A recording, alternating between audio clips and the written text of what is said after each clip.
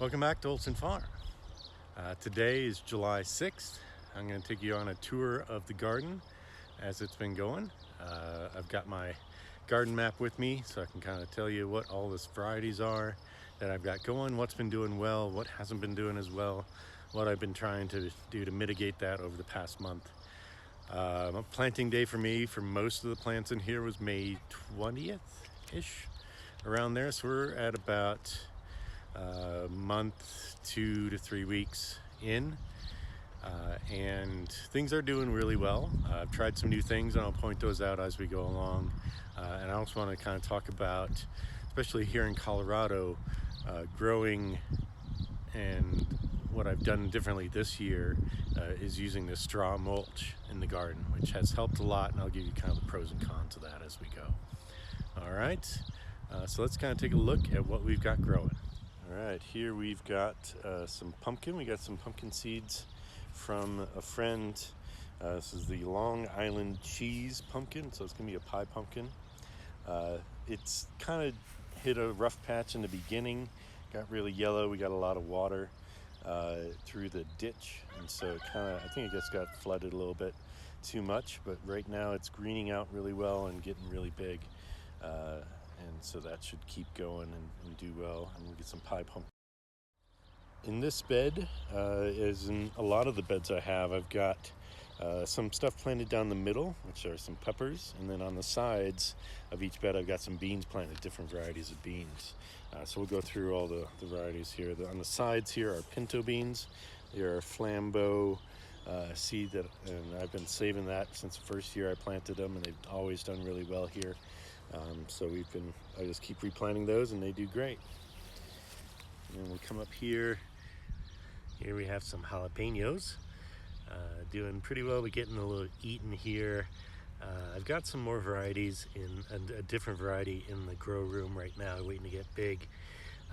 We had a mishap with some of the seedlings in the beginning when they were in the grow room, got topped off by a mouse, which we eventually took care of. So a lot of these peppers are still really small because we've got one growing right here. A little jalapeno will be good. So this is just from Home Depot. Some jalapeno plants here. I've got some Jedi jalapeno seeds going in the grow room right now, ready to go in probably a week or so. And we may not get a lot from them, but I wanted to try some. Here we have some lunchbox peppers, which are doing okay. Getting a little leaf damage there, so we're gonna I'll get some more yellow sticky pads out. They're still pretty small. Again, that was one of the varieties that had to start over again a couple weeks late. So hoping that they'll come up pretty soon and start bearing some delicious little lunchbox peppers. So here we have some Anaheim College peppers. So this will be a green chili pepper, sorry.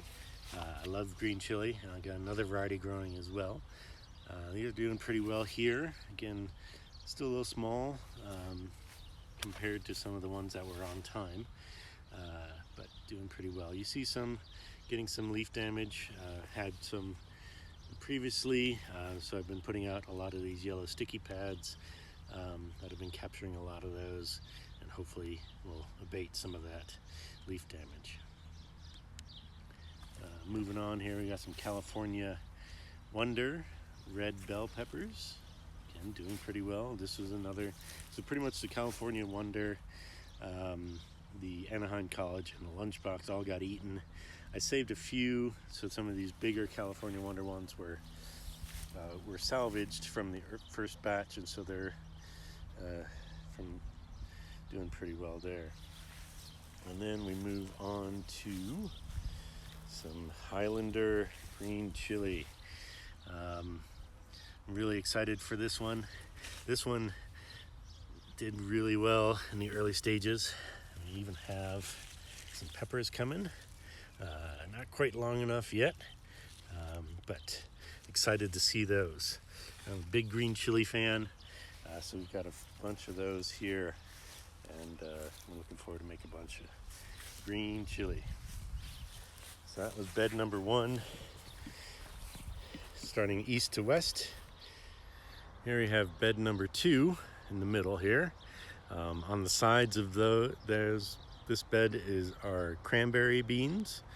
So that's kind of a red bean. They'll be really good in soups and so forth, and those seem to be doing really well, especially up at top of the bed here. They get a little smaller as we kind of go, but in between there I've got some melons and cucumbers, which I'll show you. All right, here we have some pollinator watermelon.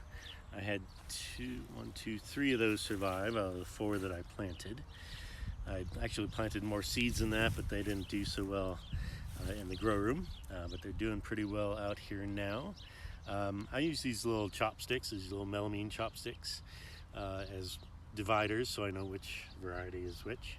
So those are the first 3. Then we'll move on to the Farmer's Wonderful watermelon.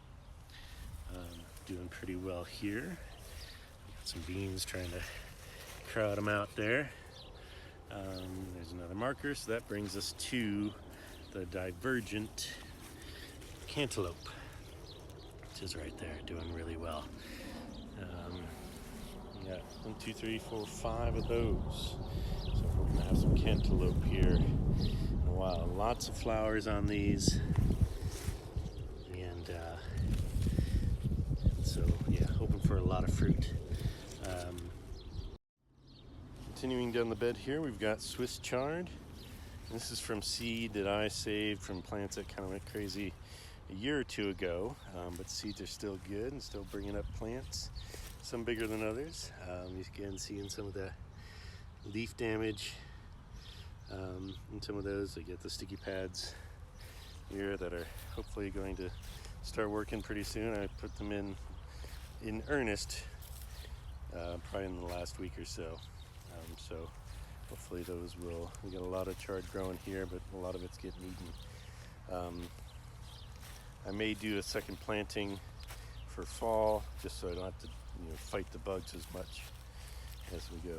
So that's all chard in the middle, and the cranberry beans on the side, which are giving some really beautiful flowers. Here's some of those really beautiful cranberry bean flowers. Now this is one of those seeds that I got from a different company. I was looking for that variety of bean, but it's showing some. I was pretty sure I got all bush beans, but it's showing some characteristics of a pole bean, which I'm a little worried about. Some of the ones that are kind of growing into the bed here amidst the watermelon. I don't know if that's just because they're kind of falling over, or if they're just trying to grow and extend. So we'll have to keep an eye on those, but I'm pretty sure they were supposed to be bush beans, but we'll see. All right, bed number 3 here in the middle, going east to west here. We've got some bodacious corn, and interspersed with that I planted some of my pole beans. This is the first year I've done pole beans. I usually do bush green beans, but I decided to try some pole beans on that trellis, which I'll show you in a little bit. But I had a bunch of seeds left over, so I thought I'd put them in, intersperse those in with the corn, and hopefully they'll start growing up the corn. So we get through the corn, and we get to this bed, which looks like not a lot, but it's all potatoes to the end, Yukon Gold. Now I covered them with straw a couple days ago, and they're popping back up again, so I'm going to put another layer on. Yeah, but I did these doing the root stout method, which I might have mentioned in earlier videos.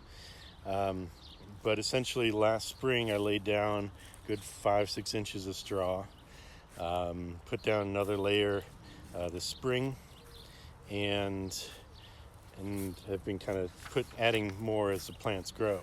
And so instead of digging into the ground, which I always had problems with before, I just pulled back the straw, put down the seed potato, and put the straw back over it. So the potato itself is not actually planted in the ground. It's sitting on top of the dirt, which now has probably grown roots down into the dirt, but all the potatoes will probably stay above the dirt, and it'll be really easy to harvest, I hope.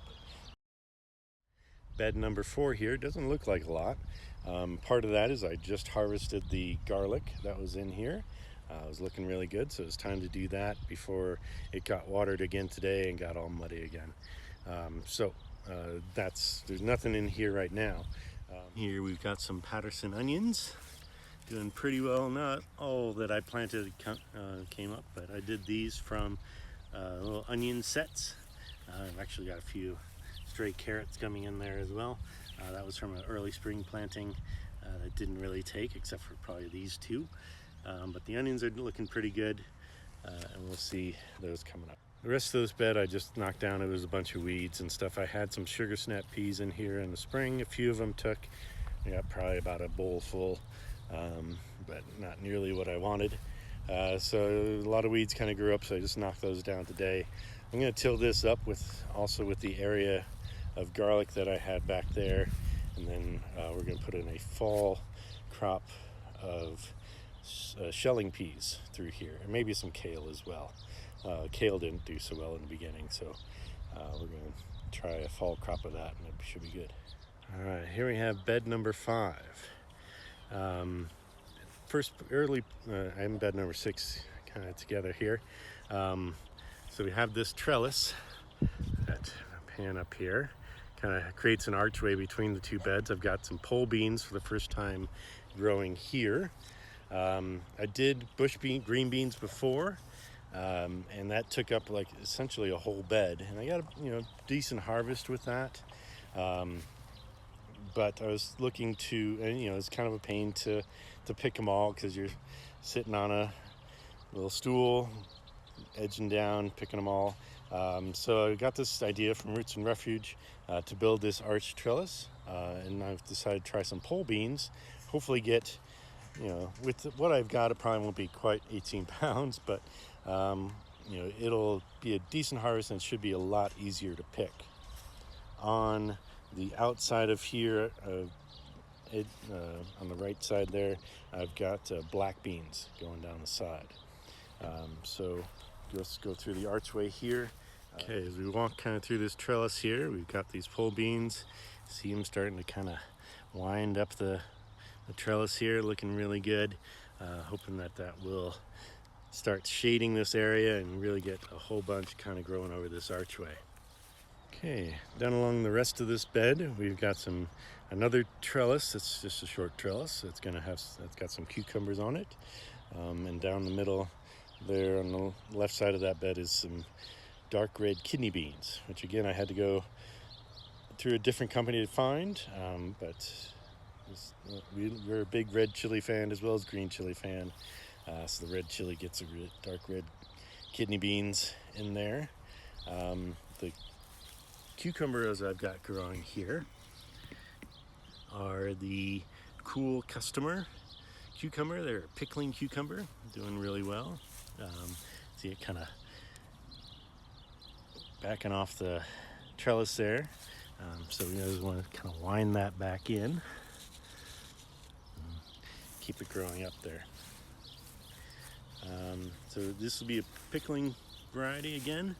I saw some fruit on there the other day. It wasn't quite big enough yet. Oh, it's on the other side. Let's see. You see through there. That pickling, I think that's about ready to come out. So I'll pick that a little bit later. This little plant here, this little jicama plant, still pretty small. We got another one just right over there. It got eaten pretty well early on. It looks like it's starting to bounce back from that. Again, more yellow sticky pads there will help. I've got a few more of those. Again, they're pretty small in there. All right, so the rest of this bed is more dark red kidney beans and black beans. See some gaps in there. Part of that is probably I did not get the soaker hoses in soon enough. I've been waiting on some parts to put those together. So they got in a little bit later in the season. In these middle beds, and you'll kind of see that, which, I'm standing right in the middle of the garden right now. The sprinklers on the edges don't reach as far or don't water as well towards the middle. And so this year I decided to try some soaker hoses. down through the 4 middle beds, which seem to be doing really well, but I didn't get them in really early, so a lot of those beans on this side probably just didn't get enough water at the beginning to thrive. And so we've got some gaps in there. We still got plenty of beans. I'm not really too worried about it. And eventually what I want to do is move all the beds to soaker hoses. Either eliminate the overhead sprinklers altogether or just use them sparingly as just kind of a supplement, cool things off, things like that. But if I can get soaker hoses in all the beds, then I eliminate having to water the grass in between the beds, which I have to whack down every week or two. And it gets the water where it needs to be. And I think the middle beds this year are doing a lot better, even though some of the areas didn't get started out as well. But I think the soaker hoses are working really well in the middle beds. Before we move on from the east part of the garden to the west, I did want to cover one plant that I'd kind of forgotten about. So back at the pepper bed, the first bed, we've got the Highlanders over there, but there's one lonely little Pueblo pepper plant, a Colorado green chili pepper. I'd gotten the seeds. Again, some of that was part of the mice debacle, and some of it just didn't take. So this was the one plant I was able to kind of salvage and grow, and so I'm really hoping to get some real Colorado green chili peppers. And that brings us to bed number 6. So again, this is just the other side of the archway. So I've got the pole green beans. That's a sachet, maybe how you pronounce it. I'll have it spelled down there. You can see it. Green bean, which is a pole green bean. Again, trying to get at least more harvest with less space. On the outside of this is another row of black beans, and then we'll show you the cucumbers we've got going. Now this side of the bed is doing, again, pretty well.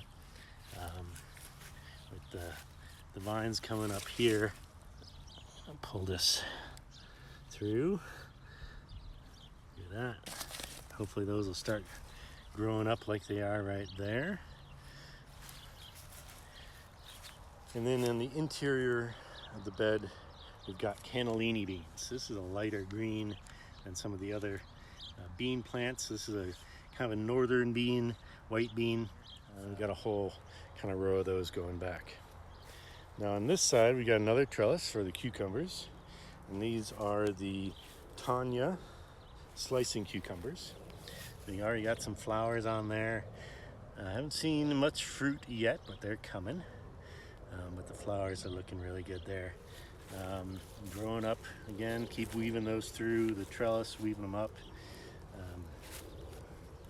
And looking really good. We got a really tall one here.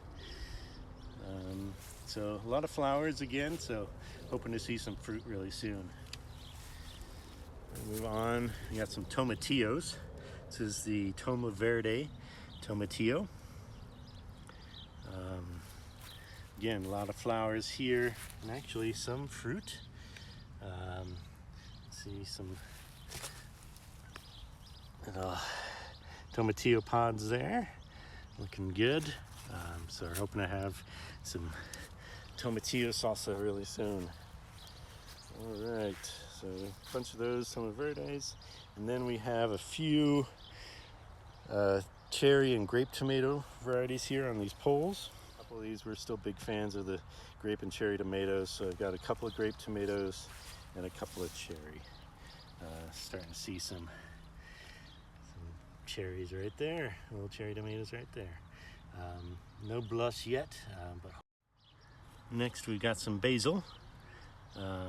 Just kind of a, don't know the brand of seed, but it's just some generic brand. Here's some 3 plants that did really well at the beginning. I did some other ones late, so those are some small ones coming up in through there. The rest of bed 6 here, on the again on the right are the cannellini beans, and then another row on the left of the black beans. So again, I like growing beans on the sides. I think it does great for the soil. The beans do really well out here, and we use a lot of beans, either dried or I'll can them, and and we'll use them for refried beans and soups and all kinds of other stuff. So we like beans, and I think it does some good stuff for the soil and the plants around it. All right, here we are at bed number 7. We've got tomatoes down the middle. On the right and left are a variety of called yin yang beans. They're kind of a half black, half white bean. They're really cool looking. So I kind of part of growing it for that, but also makes a good refried bean and stuff for soups and things like that. So that's what's on the sides, and we're gonna go through. I've got 3 varieties of tomatoes growing down here. So this first variety is a Oregon Star, which is a Roma tomato. Got a few growing there. No blush yet, but this is a Roma tomato, so a sauce tomato. I plan on making a lot of spaghetti sauce this year, so I planted a lot of these. I've got 2 varieties of the the Roma tomato. There's my divider marker. So then we move into the Heinz 2653 tomato, which is another Roma tomato, sauce tomato. And you got a few of those. Again, kind of get towards the middle of the bed here. Got the soak hoses in late. We've got a couple here that didn't really make it. There's my other marker. So there we move into our 3rd variety of Mountain Merit. This is a slicer. This should be a fairly big one. Here we got some fruit growing there, looking good.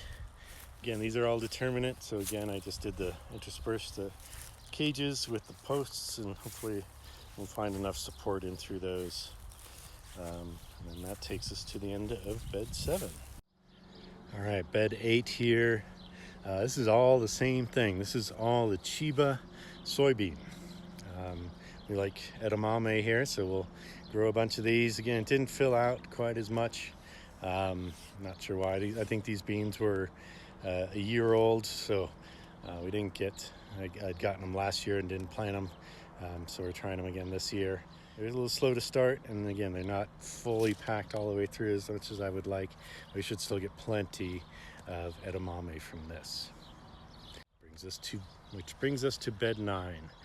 Here we've got some zucchini and yellow squash, and then some beans down the end. The zucchini I've got here is the Cash Machine zucchini. We've got a few growing in here. I can kind of get down in there, you can see. Probably be picking these in the next day or 2. But things are coming up pretty well here. Now it's called Cash Machine, so I think it's going to be a heavy producer. Now, most people would ask, why do you have so many zucchini plants? Nobody needs this many, and they definitely don't. But what I like to do with them is make some zucchini noodles, and then I'll freeze those and have those for pasta. Next we move into our yellow squash. This is the Sun Stripe. We got a few coming in there, not quite big enough to really see the stripes and all that, but those will be ready to pick probably in the next couple weeks. Again, we've got a lot of those. Do the same kind of thing. We'll make some noodles out of these as a spiralizer on the KitchenAid, and get some. We'll stock the freezer with some frozen vegetable noodles. Okay, and then that takes us all through those, and then we've got another type, just some more beans here, pinto beans on the edges, just because I had a few left over. And then down the middle, I've got this, I was getting this type of bean from my black beans, which are just kind of speckled. It wasn't overall, but it was just kind of, got like a few of them, so I just kind of did this middle part of the bed with those speckled black beans. I don't know what they are, where they came from, but that's just kind of, saw that variety and I liked it, so I tried to plant it.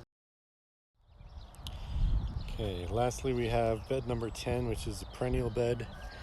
Doesn't look like a lot because a lot of it's kind of grown over, especially in this near part. But the first part, kind of closest to the camera here, are some strawberry plants. They've done okay. I think it's time to kind of rework this a little bit, plant some new stuff. We got probably about a pound of strawberries out of this year, which is again the best we've gotten so far. But usually some of the rabbits would get them, but we've had some foxes around this year, so the foxes have taken care of the rabbits. So we got a few more strawberries, but I think it's time to rework this just because a lot of grass has grown up and kind of start over in this area. Moving along past those, we come to some asparagus, which you kind of see grown up tall here. We did get a few stalks early on, but then it kind of went crazy and I didn't get out here enough, but kind of letting those go, and then next spring we'll definitely find some good stuff there. The sides of these I want to fill out a little bit more with some other stuff, some other perennial plants, and see what we can get going. We come into the chive area. I did just kind of knock these down, just kind of cut off a lot of the dead flowers, so then I'm just going to let that grow back up, and we'll get some good chives probably in a month or so. Then we got a bunch of nothing, and then we get to some lemon balm on the sides here. You kind of see that lighter green. We love lemon balm for tea or make our own kombucha, so those are doing pretty well in some spots. And then we've got some green sticks in here, is green chopsticks that mark where I planted some mint seeds as well. Hopefully those will start coming up. I just did that about a week or two ago. So hoping to get some mint in here as well. I'd love to get some fresh mint. But that there is the garden. And that's what we've got planted. So you kind of see all looking pretty good. Look like how it looks. In another month or so, it's going to look even better. All right, well, that was the garden. Sitting here in kind of the shade. And it's pretty hot out here. It's going to be hot all week. Going to be in the 90s all week. It's going to be probably close to, it might be in the hundreds by the end of the week. This is what we deal with in Colorado. It's July. We're going to hit those 90-degree temperatures, and it's going to be dry. So part of what I wanted to do this year, trying something different, was mulching all the garden with straw. And I think so far it's working really well. And I want to kind of go over some of the pros and cons of doing that. I think overall it's definitely worked well. There's definitely more improvements I need to make, but it's going great so far. So the things that have been going well, it's definitely kept the moisture in. The ground is moist underneath it, even on days I don't water. Right now I've just got it watering Monday, Wednesday, Friday. It gets about 45 minutes of overhead, and then the middle beds get another 20 minutes, 30 minutes of soaker hose time every other day for Monday, Wednesday, Friday. And I go all weekend without water. And I checked it last night when I harvested the garlic, and all the beds were still moist, not wet, but moist underneath the straw, which is perfect. It's exactly what I wanted it to be. Another thing it's doing well is the weeds. It's doing that, keeping those down mostly. I did spend all last week out here weeding because if you remember from earlier, so I put down, around all the plants, I put a thick layer, like the transplants, I put a thick layer of straw down in amongst those. So those held pretty well. But when I planted the beans, I was a little worried about them coming up and not being able to make it through the straw. And so I put a thin layer there. And when the seedlings started coming up and I saw those coming up, then I put another thicker layer in and kind of smushed it up against both sides of the stem of the small seedlings. But apparently that left still a pretty good window for the weeds that I've got coming up. Now, past couple years, I haven't straw mulched at all. And so I would get purslane. Now some people love purslane and think it's great. To me, it's the bane of my existence out here. Can't stand it. It grows and it just has spread and consumed my garden because I haven't been able to keep up with it. So this year, it did really, it didn't come up in the valleys of the furrows that I've got going because the straw was thicker there.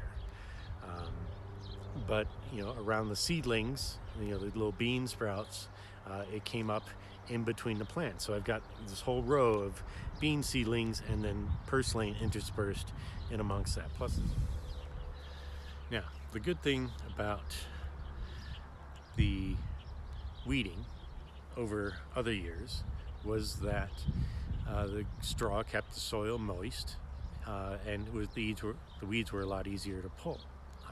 But there were still a lot of them, so I had to kind of go in there and go in between each weed plant and just kind of pull up that purslane, pull up that little grass stuff.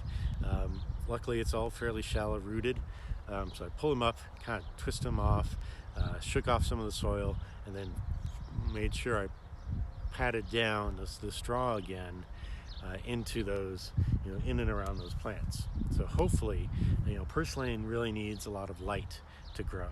And so if I can keep that covered, I think I've got a chance in keeping it knocked out.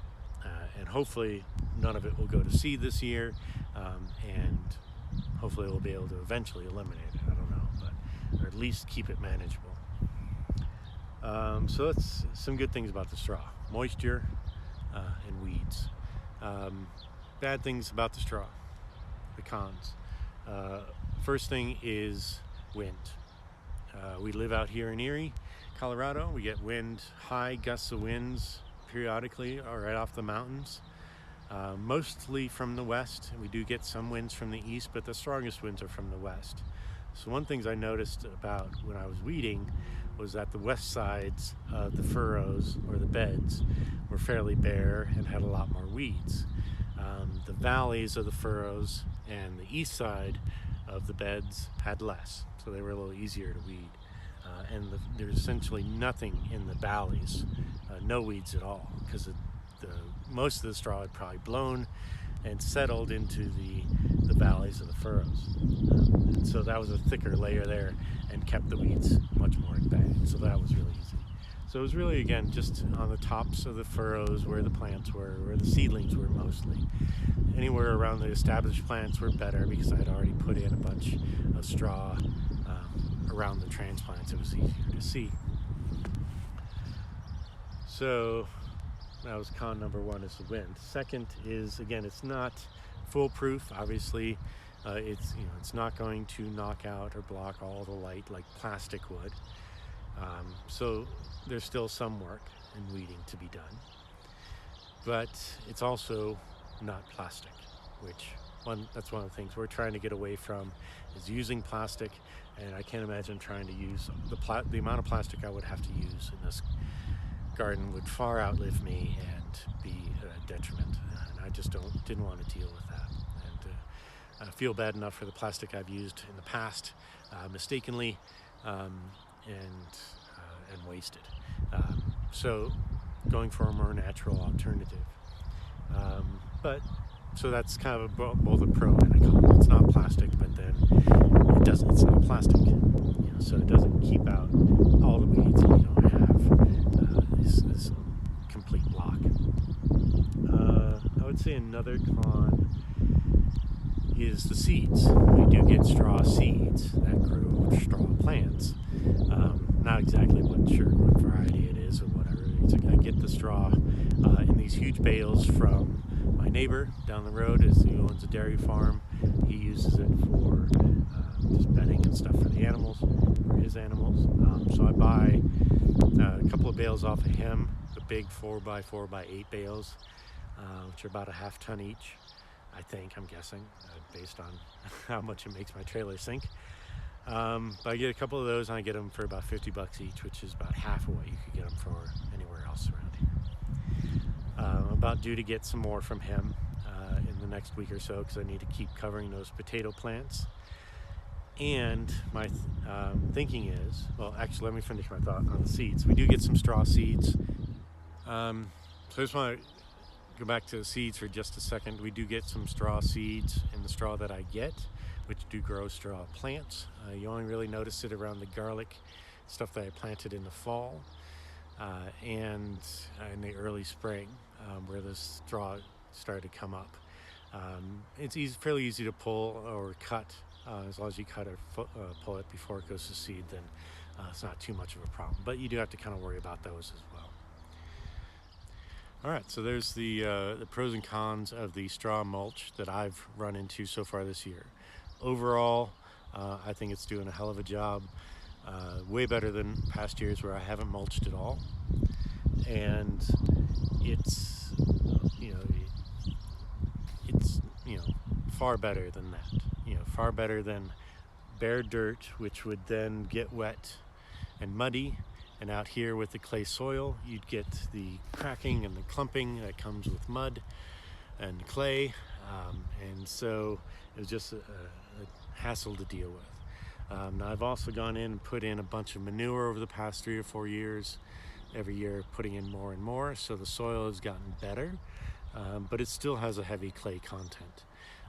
And that's just Colorado. So the more I can do to keep the moisture in, keep it from drying out, and keep it from clumping and getting those hard cakes of mud, the better, which the straw seems to be doing great at. Which has led me to question and think about going to an all straw mulch and just leaving it on. Kind of, again, following the either combination or, part of the similar philosophy of the no-till Ruth Stout method of gardening, where you just have layers of straw on there that just covers the bed and keeps the moisture and keeps the, I think I've got it to the point where I can do that now. I've got enough nutrients and manure in the soil where I think I can do that. So, kind of apprehensions I have of that, and I'll just let you know if anybody has any thoughts on this, let me know, is that one is ditch water. We get ditch water that comes through 3 times a year. We've had our first already this year. We'll get another one probably in a couple weeks. And essentially what that is, we have water rights to a ditch that runs near the property, and so 3 times a year we open up the gates to our property and other properties around me, and we fill it up. We fill up our ponds. I use it, and I've got some small trenches that lead to the garden bed, so each of the garden beds gets a good soaking, and then if it gets too much I can cut it off, and then the rest goes to the pond. That's why I have the furrows in there. So all the plants are planted on the hill of the furrow, and then I've got the valleys where the water runs through and out of the beds, which most importantly, it doesn't pool up, it doesn't flood anywhere too much. And so that's good. So I have to figure out if I do use that root stout method, no-till gardening, are the furrows going to stay?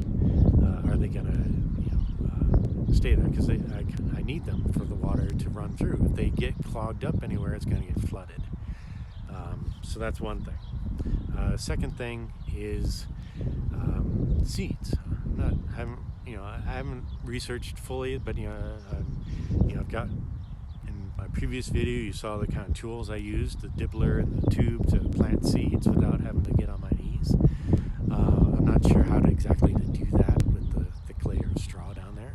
I might just use a hoe to pull back the straw and plant the seeds in there. I don't know. I imagine it has to get in contact with the dirt, but I don't know that it has to go in the soil. So things I have to research. So if anybody out there has any ideas on that or experience with that, especially out here in Colorado, I'd love to hear that in the comments. But that's my thoughts. So I'm considering next year going to possibly a no-till garden, which I've tilled every year, and things grow and it's great. But I do understand the necessity or the idea behind keeping those stratas of soil in, kind of at the depth that they're supposed to be, instead of just constantly churning those up and mixing that up. So I'm I'm kind of torn both ways. Tilling lets me work in more nutrients into the soil and make my furrows, but the other method can possibly cut down a lot on weeds and grow better because of keeping those elements in the soil undisturbed. And then I have to think about, whether seeds can come up through a thick layer of straw. So I'll be looking at that as well. And I'll probably try that. I'll probably experiment that with a little bit with my fall planting. I'm going to plant some shelling peas in those, where the garlic was and where the sugar snap peas were. For the spring planting, I am going to till that up. I'm going to make the furrows, and I'm going to put a thick layer of straw down. Plant and then put a thick layer of straw down and see if those come up. I think, I'm hoping that they should be strong enough to come up through that straw and grow. So we'll see. And that'll be my first test, I guess. All right. So I think that kind of concludes my tour today. I know it kind of went a little long, but I want to kind of show you guys what's been going on, what we've been doing here. It has been a lot of work. I haven't really shown all the boring weeding and stuff like that, but things have been going pretty well, and we'll keep you up to date on how things are going beyond this. And until then, we'll see you at harvest time.